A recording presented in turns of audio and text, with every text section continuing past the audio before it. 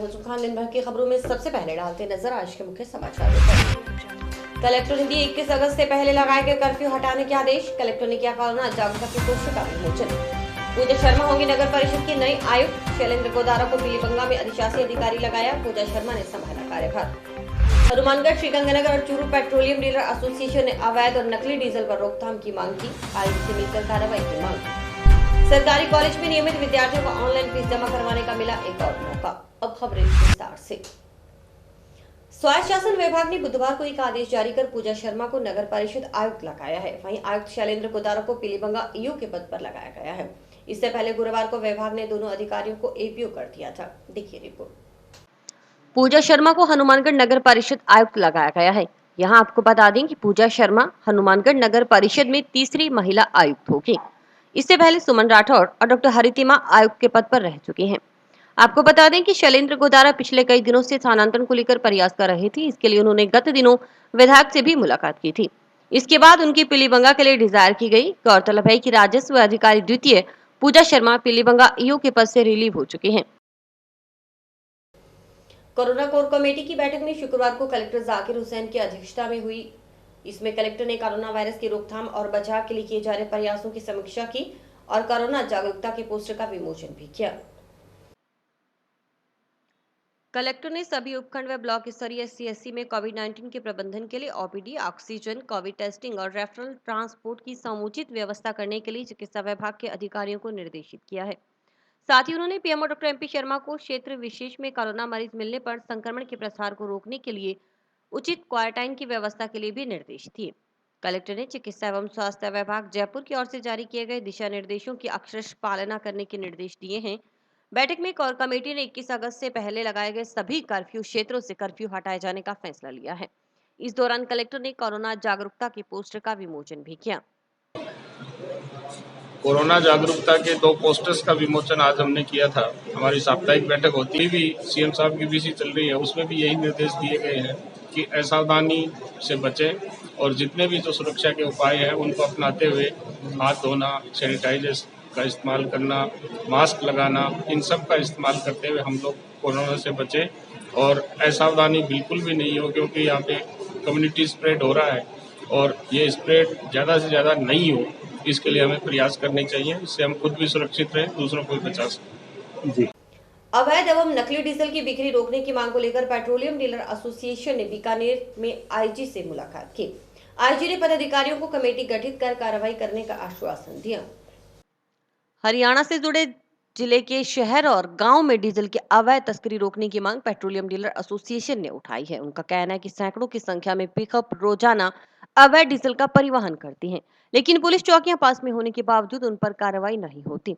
इस संबंध में हनुमानगढ़, श्रीगंगानगर और चूरू पेट्रोलियम डीलरों ने आईजी को यह समस्या बताई। पदाधिकारियों का कहना था कि आईजी ने समस्या पर सुनवाई करते हुए कमेटी गठन करने का निर्णय लेते हुए जल्द ही कार्रवाई का आश्वासन दिया है। Petroleum association dealer, Sriganganagar petroleum association dealer और चूरू पेट्रोलियम एसोसिएशन डीलर्स के हम 3 जो डिस्ट्रिक्ट हैं उनकी यूनियन ने बीकानेर में अपने जो इंस्पेक्टर जनरल ऑफ पुलिस है उनसे मुलाकात की और उनसे जो भी अवैध रूप से डीजल की तस्करी हो रही है और जो भी दुकानों पे और जगह जगह पर अवैध रूप से डीजल की बिक्री की जा रही है, जो भी बिक्री के केंद्र बना रखे हैं जो सब इलीगल हैं, उन पे तुरंत प्रभाव से कार्रवाई करने की मांग रखी। इस पे आईजी साहब ने हमारी मांगों को सुना और उस पे तत्परता से एक टीम गठित करके आगे कार्रवाई करने का आश्वासन दिया। हमने उनसे ये भी मांग की कि जिस तरीके से जो भी ये 2500 लीटर या 1000 लीटर परिवहन जो हो रहा है पिकअप्स के अंदर और दूसरे वाहनों के अंदर, उसको रोका जाए, जिसके कारण कि जो यहाँ पे हमारे इन तीनों जिलों के पेट्रोल पंप्स हैं उस पर डीजल की जो बिक्री है वो नगण्य हो गई है। तो इस पे आईजी साहब ने हमें हमारी पूरी बात को सुना और हमें आश्वासित किया है कि जल्द से जल्द इसके ऊपर कोई कार्रवाई की जाएगी। पंजाब नेशनल बैंक मंडल कार्यालय हनुमानगढ़ के अधिकारियों ने बैंक की नीतियों में सुधार करने के लिए बैंक शाखा कार्यालय के आगे धरना लगाया। बैंक अधिकारियों के अनुसार पुरानी बैंक व्यवस्था में सुधार किया जाना बेहद जरूरी है ताकि ग्राहकों को अच्छी सेवाएं मिल पाए। जिंदाबाद जिंदाबाद जिंदाबाद जिंदाबाद पीएनबी अधिकारी एकता जिंदाबाद पंजाब नेशनल बैंक जिंदाबाद पंजाब नेशनल बैंक जिंदाबाद पीएनबी जिंदाबाद अधिकारी एकता जिंदाबाद अधिकारी एकता जिंदाबाद save PNB save PNB Punjab national bank जिंदाबाद पंजाब नेशनल बैंक जिंदाबाद पीएनबी जिंदाबाद पीएनबी जिंदाबाद सेव पीएनबी और पंजाब नेशनल बैंक जिंदाबाद के नारे लगा रहे ये अधिकारी दरअसल बैंक के ही कर्मचारी हैं। इनकी मांग है कि पंजाब नेशनल बैंक अपनी नीतियों में सुधार करे ताकि ग्राहकों को अच्छी सेवाएं मिल सकें। इसी मांग के चलते इन्होंने गुरुवार को हनुमानगढ़ मंडल कार्यालय के आगे धरना लगाया। अधिकारी फेडरेशन से जुड़े कर्मचारियों ने बताया कि 11 सितंबर तक पूरे देश में सभी सर्किलों में धरना लगाया जा रहा है, क्योंकि स्टाफ स्ट्रेंथ को बहाल किया जाए ताकि व्यवसाय दूसरे बैंकों में नहीं जाए। इसके अलावा उनकी मांगों को नहीं माना गया तो वे जोनल लेवल पर भी धरना लगाएंगे। इसके बाद भी सुनवाई नहीं होने पर 2 दिन की हड़ताल करेंगे। इस बारे में पंजाब नेशनल बैंक के ऑफिसर फेडरेशन हनुमानगढ़ मंडल के अध्यक्ष ने अपनी मांगों को लेकर जानकारी दी। हम पंजाब नेशनल बैंक मंडल कार्यालय हनुमानगढ़ के अधिकारी आज यहाँ पे बैंक की नीतियों में सुधार के लिए, जिनमें ब्रांचों में नया रीकैटेगराइजेशन किया गया है और शाखाओं में जो स्टाफ स्ट्रेंथ कम की गई है उसमें सुधार के लिए बैठे हैं। बैंक को हमने सुझाव कुछ प्रस्तुत किए हैं और जिसके अंतर्गत हमारी पूरे देश के अंदर सर्किल में जो भी सर्किल 161 सर्किल हैं उनमें अलग अलग दिन पे धरना लगाया जा रहा है और हमारा बैंक से अनुरोध है कि जो पुराना बैंकिंग व्यवस्था थी उसको वापस बहाल किया जाए। जो स्टाफ स्ट्रेंथ थी बैंकों की ब्रांचों की उसको पुराना बहाल किया जाए ताकि जो ग्राहकों को है वो बेहतर से बेहतर सुविधा मिल पाए। हमारा बैंक से अनुरोध है कि जो इसमें व्यवसाय है वो और बैंकों को ना जाए, इसलिए उस व्यवसाय को रिटेन करते हुए ज़्यादा से ज़्यादा स्टाफ जो है शाखाओं में दिया जाए ताकि हम एक ग्राहकों को अच्छी सेवा प्रदान कर सकें। ये 11 सितंबर तक हमारा जो धरने का प्रदर्शन है सर्किल ऑफिस लेवल पे होगा। उसके बाद हम लोग जो जोनल ऑफिस लेवल है उस पर धरना देंगे। उसके बाद हम लोग हेड ऑफिस लेवल पर धरना देंगे और फिर भी अगर हमारी मांगें नहीं मान जाती है तो हम 2 दिन की स्ट्राइक पर जाएंगे। पबजी गेम खेलने वाले युवाओं के लिए यह खबर किसी झटके से कम नहीं है। दरअसल बुधवार को सरकार ने पबजी समेत 118 ऐप्स को बैन कर दिया है। इस खेल का सुरूर इस कदर था कि कई बार अभिभावक ऐप की वजह से बच्चों की पढ़ाई को प्रभावित होने की शिकायत भी कर चुके हैं। रात भर पबजी खेलने के कारण बच्चों का स्वभाव और उनकी दिनचर्या बिगड़ रही थी। यह कहना है उन अभिभावकों का जिनके बच्चे पबजी से इस तरह से जुड़े थे कि कोई भी कदम उठाने को राजी थे। दरअसल सरकार ने 118 ऐप्स पर बैन लगाया है। इसमें पबजी सहित लूडो ऑफ स्टार भी शामिल है। इन सभी को गूगल और iOS ने बैन किया जाएगा, यानी एंड्रॉयड और आईफोन दोनों में ही ये ऐप्स काम नहीं करेंगे। आपको यह भी बता दें कि जून में सरकार ने टिकटॉक समेत 59 ऐप्स को बैन किया था। खास बात यह है कि जैसे ही पबजी और लूडो ऐप बैन होने की खबर वायरल हुई उसके तुरंत बाद ही सोशल मीडिया पर मजेदार मीम्स भी वायरल होने लगे। लोग पबजी खेलने वालों और सरकार के निर्णय को लेकर मीम्स पोस्ट करते दिखाई पड़े। सुनिए क्या बोले ये अभिभावक। और सरकार ने जो ये पबजी गेम बैन किया है, चाइनीज़ गेम है, उसका मैं तहे दिल से स्वागत करता हूँ। बंद किए हैं, बहुत बढ़िया किए हैं। इससे पहले 59 किए थे, वो भी स्वागत योग्य थे। और इस पबजी गेम से मैं खुद बहुत भोगी हूँ। बच्चों को एक नशे की लत लग जाती है। बच्चा खाना पीना छोड़ देता है, पढ़ना छोड़ देता है, 24 घंटे गेम खेलता रहता है। उसके दिमाग पर इतना हैवी हो चुका है कि उसको गेम के अलावा कुछ नहीं दिखाई देता है 24 घंटा।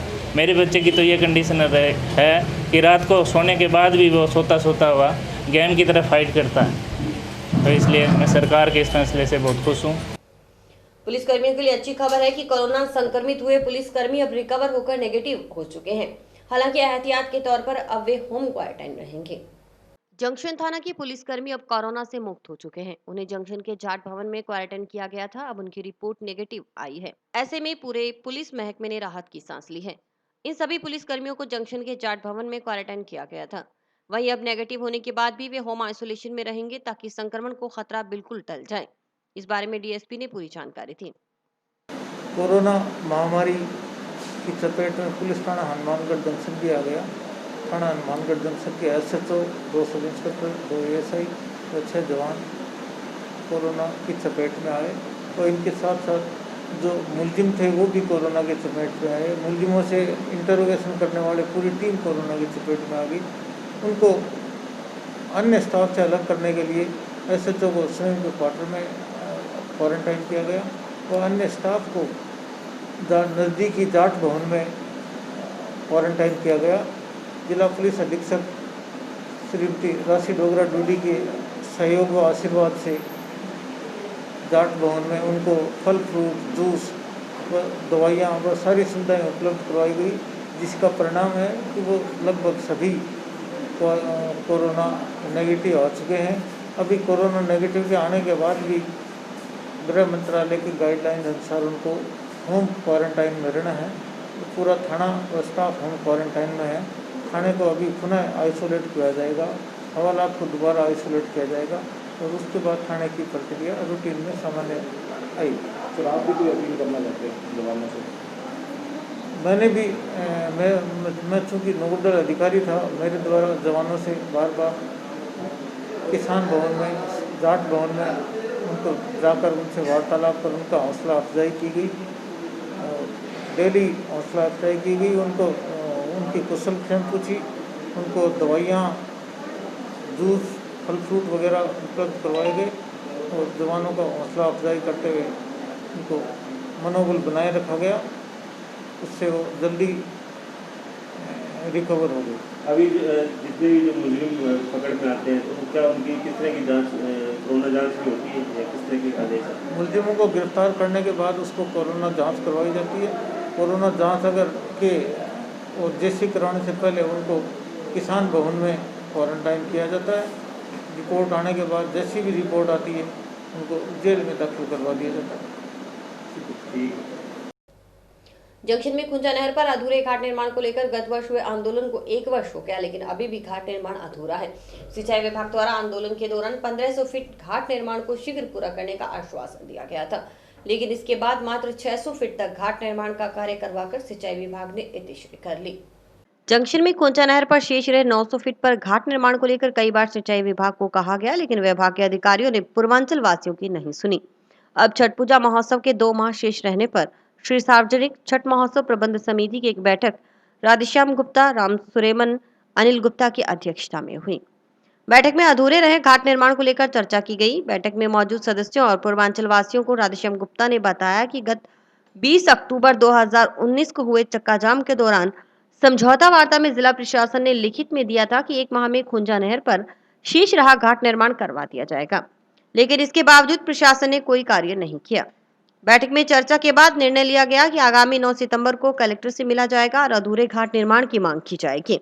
समिति के प्रवक्ता ने बताया कि 20 अक्टूबर को वार्ता में जिला प्रशासन ने लिखित समझौता हुआ था कि 900 फीट का सर्वे करवाकर 1 माह में कार्य शुरू करवा दिया जाएगा, लेकिन आज तक कार्य नहीं हुआ।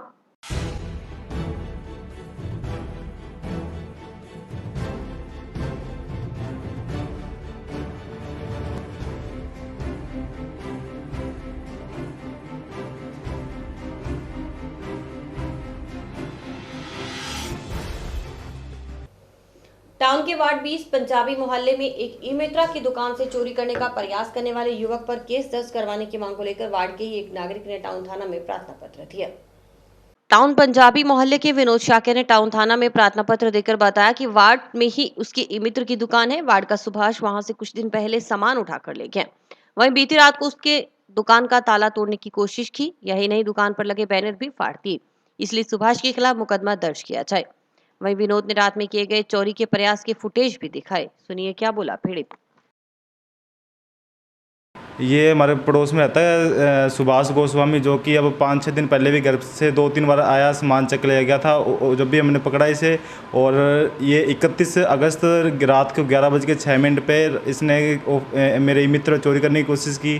पहले बैनर पाड़ा, फिर बैनर पाड़ के ईंट से ताले तोड़ने की कोशिश की। अंदर किराएदार रहते थे, किराएदारों ने आवाज़ लगाई, फिर गली के कुत्ते उसके पीछे लगे, फिर ये भाग गया। तो हमने नेक्स्ट डे यानी कि अपनी वीडियो यानी कि कैमरा लगाओ तो कैमरे में उसकी वीडियो देखी और पुलिस थाने में इसकी खबर भी दी है, पर अभी तक इसे लेके नहीं गए पुलिस वाले। हाँ, ये यानी कि इसका रोज़ का काम है, यानी कि कोई भी सामान पड़ा हो घर के बाहर वो सारा चक्के ले जाता है। कि कोई यानी कि लोहे की चीज़ हो या घर यानी दिन दिहाड़े चक्के ले जाता है, पकड़ते हैं तो छोड़ के भाग जाता है। सभी मोहल्ले में इसने नाक बदम कर रखा है, सभी का सामान चक्के लेके जाता रहता है ये। बैंक लूट प्रयास मामले में गिरफ्तार आरोपी ने रिमांड के दौरान पूछताछ में बताया कि वह अकेला ही वारदात को अंजाम देने आया था। नशे का आदी होने के कारण बैंक लूट की योजना बनाते समय उसके दिमाग में यह बात भी नहीं आई कि अगर वह पकड़ा गया तो अंजाम क्या होगा। पुलिस ने आरोपी को जेल भिजवा दिया है।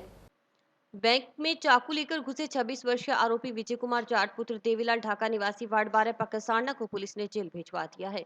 हैरानी की बात यह है कि आर्थिक रूप से संपन्न परिवार से होने के बावजूद वह नशा करने लग गए। परिवार की ओर से नशा खरीदने के लिए रुपए देने से मना करने पर ही इस युवक ने बैंक लूट की योजना बनाई थी। पुलिस अधिकारियों के मुताबिक बुधवार को आरोपी विजय जाट को मजिस्ट्रेट के समक्ष ऑनलाइन पेश कर 1 दिन का रिमांड मंजूर करवाया गया। इसके बाद उसे कोर्ट में पेश कर जेल भिजवा दिया गया। ये दिनांक 1/9/2020 को सुबह ये आरोपी विजय ढाका है जो चाकू लेकर के बैंक में लूट के इरादे से घुसा था, लेकिन इसका इरादा सफल नहीं हुआ। लोगों ने इसको हल्ला मचाने पर पकड़ लिया और अब इससे इन्वेस्टिगेशन पूर्ण हो चुका है।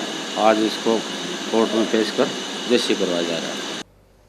हनुमानगढ़ एनएमपीजी कॉलेज में सभी संकायों में सेकंड और थर्ड ईयर के विद्यार्थियों के साथ स्नातकोत्तर में एमए, एमएससी, एमकॉम, एमसीए के फाइनल ईयर के नियमित विद्यार्थियों को फीस जमा करवाने का एक और अवसर मिला है। कॉलेज एजुकेशन डिपार्टमेंट जयपुर की ओर से 10 सितंबर तक फीस जमा करवाई जा सकती है। एनएमपीजी कॉलेज के नियमित विद्यार्थियों को कॉलेज एजुकेशन डिपार्टमेंट जयपुर ने फीस जमा करवाने का एक आखिर मौका दिया है। इसके तहत अब 10 सितंबर तक फीस जमा करवाई जा सकती है। इसमें BA, BSc, BCom, BC, SFS second और थर्ड ईयर एवं एमए, एमएससी, एमकॉम, एमसीए के फाइनल ईयर के नियमित विद्यार्थी अपनी ऑनलाइन फीस जमा करवा सकते हैं। इसके अलावा BA, BSc, BCom, BC, SFS के फर्स्ट ईयर के विद्यार्थियों को निर्धारित दिनांक तक ही फीस जमा करवानी होगी। कॉलेज प्रबंधन के अनुसार विद्यार्थियों को फिजिकल वेरिफिकेशन के लिए कॉलेज आने की जरूरत नहीं है। वे अपने ऑनलाइन रजिस्टर्ड मोबाइल से ऑनलाइन फीस सबमिट करवा सकते हैं। पढ़ने वाले ऐसे विद्यार्थी जो कि बीए, बीएससी, बीकॉम और बीसीए, एसएफएस में सेकेंड ईयर और थर्ड ईयर के विद्यार्थी हैं और साथ में एमए, एमएससी और एमकॉम और एमसीए के फाइनल ईयर के स्टूडेंट्स जो नियमित विद्यार्थी हैं इस कॉलेज के और जिन्होंने आज दिनांक तक अपनी फ़ीस जमा नहीं करवाई है, ऐसे सभी नियमित विद्यार्थियों को कॉलेज एजुकेशन डिपार्टमेंट जयपुर की तरफ से एक अवसर और दिया गया है और 10 सितंबर तक वो अपनी फ़ीस जमा करवा सकते हैं। साथ ही साथ BA, BSc, BCom first year के और बीसी, एसएफएस के फर्स्ट ईयर के विद्यार्थी जिन्होंने ऑनलाइन आवेदन किया था, उनके लिए भी नियमित विद्यार्थी के तौर पर फ़ीस जमा करवाने की आज अंतिम तारीख है। इसके लिए विद्यार्थियों को किसी भी तरह के फिजिकल वेरिफिकेशन के लिए जो उनके डॉक्यूमेंट्स है उसके लिए कॉलेज आने की आवश्यकता नहीं है।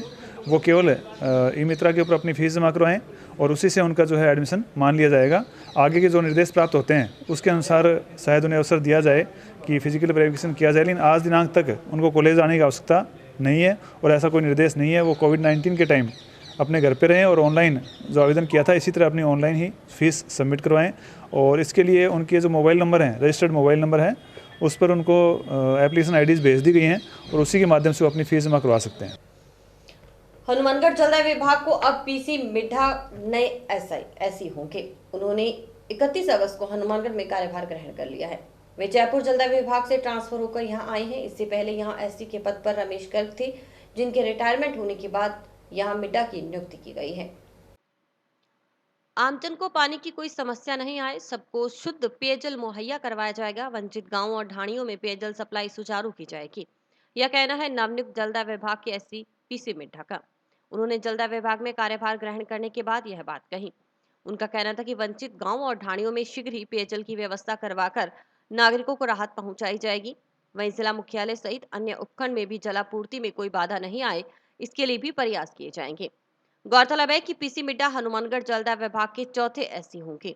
एक्सीएन धर्मपाल चाहर ने बताया कि हनुमानगढ़ में 2014 में एससी कार्यालय स्थापित हुआ था।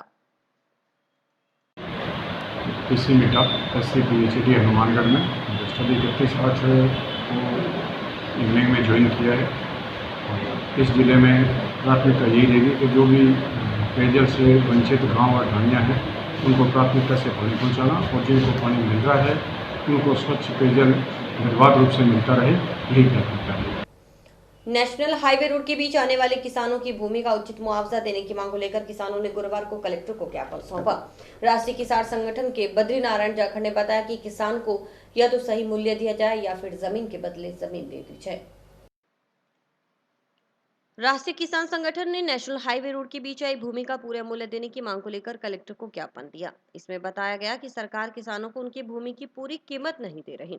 किसानों का कहना था कि जिन किसानों के हाईवे में भूमि आ गई वे बर्बाद हो गए, न तो उन्हें पूरा मूल्य मिल रहा है और न इसके बदले में कोई जमीन मिल रही है। उन्होंने मांग उठाई कि सरकार किसानों को समान रूप से मुआवजा दे, नहीं तो राजस्थान में किसान इसे सहन नहीं करेंगे। इसके अलावा किसानों ने सरकार की ओर से लागू किए गए कृषि अध्यादेशों को वापस लेने की भी मांग की। आज ये राष्ट्रीय किसान संगठन बद्रीनारायण जाखड़ संभाग उपाध्यक्ष, हमने कलेक्टर साहब को एक तो पठानकोट से लेकर आगे बंदरगाह तक ये जो नेशनल हाईवे रोड सरकार निकाल रही है, इसके बारे में ज्ञापन दिया गया है, जो कि किसानों की भूमि की पूरी कीमत ही नहीं मिल रही है।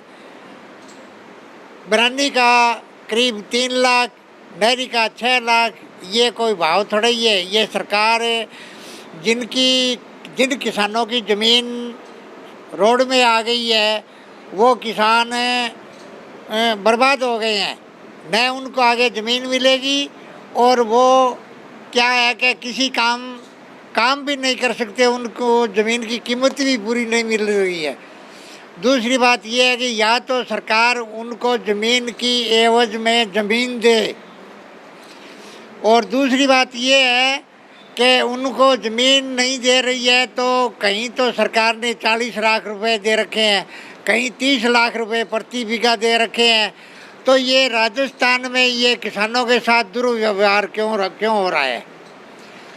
तो ऐसा है, संगठन का ये आग्रह है कि किसानों को पूरी कीमत मिले या उसके एवज में ज़मीन के एवज में ज़मीन दे, वरना सरकार ये करे कि सरकार के पास में जो बरानी भूमि या बंजर भूमि जो भी पड़ी है वो वहाँ से रोड निकाल ले या उसके एवज में सरकार इनको ज़मीन दे दे। और दूसरा ज्ञापन ये है कि जो ये सरकार अध्यादेश लागू करने जा रही है, किसान को न ही तो पूरा भाव मिल रहा है और न कोई इसके एवज में कुछ कर रही है, न कोई ये जनप्रतिनिधि है वो बन जाते हैं, एक बार गांव में वोट लेने जाते हैं और फिर जनता से कोई या गांव के मुखिया से या गांव के सरपंच से कोई वार्ता नहीं करते, ये उनके साथ मिले हुए हैं। इसलिए किसान बर्बाद होता जा रहा है। और प्रधानमंत्री जी मोदी ये कह रहे हैं कि किसान की आमदन दुगनी हो जाएगी। उनके पास ऐसा कौन सा रिमोट है कि वो किसान को आमदन दुगनी कर देंगे? उन सीसीआई खरीद में सरकारी भाव में एक बार वो लागू कर देते हैं, उनकी सीसीआई खरीद नहीं करती है, बनिए वैसे ही किसान की खाल निकालते रहते हैं। ये कौन सा इनके पास मंत्र है जो किसान की आमदन दुगनी करेंगे? क्यों बर्बाद कर रहे हो किसानों को? ये राष्ट्रीय किसान संगठन का आग्रह है। टाउन के वार्ड 24 में सीसी सड़क के निर्माण कार्य का उद्घाटन गुरुवार को सभापति गणेश राज बंसल ने किया। इस सड़क पर 22,37,000 रुपए की लागत आएगी। वार्ड 24 के नागरिकों को अब पुरानी सड़कों की परेशानी से राहत मिलने वाली है, वहीं नई सड़कों की भी सौगात मिलेगी, क्योंकि 1 माह में भी इस वार्ड सीसी सड़कें बन जाएंगी। इसके लिए गुरुवार को विधिवत रूप से निर्माण कार्य की शुरुआत कर दी गई। सभापति गणेश राज बंसल ने सीसी सड़क बनाने के काम का आगाज किया। इस सड़क पर करीब 22,37,000 रुपए खर्च होंगे। वहीं लोगों ने इस काम के शुरू होने पर खुशी जाहिर की। आज यहाँ चेयरमैन साहब ने सीसी सड़क का बनाने के लिए उद्घाटन किया है। इसमें टोटल सीसी का जो काम है वो 22,37,000 का है। इसमें कुछ बिल्कुल नई सड़कें भी हैं और बाकी जो पुरानी सड़कें हैं उनको तोड़कर और या जो पहले बनी हुई है उसके ऊपर सीसी का काम किया जाए। ये इसमें 1 महीने का टाइम है और 1 महीने के अंदर अंदर ये लगभग सभी सड़कें तैयार हो जाएंगी। और इसी के साथ समाचार समाप्त हुए। रोजाना देखते रहिए समाचार। नमस्कार।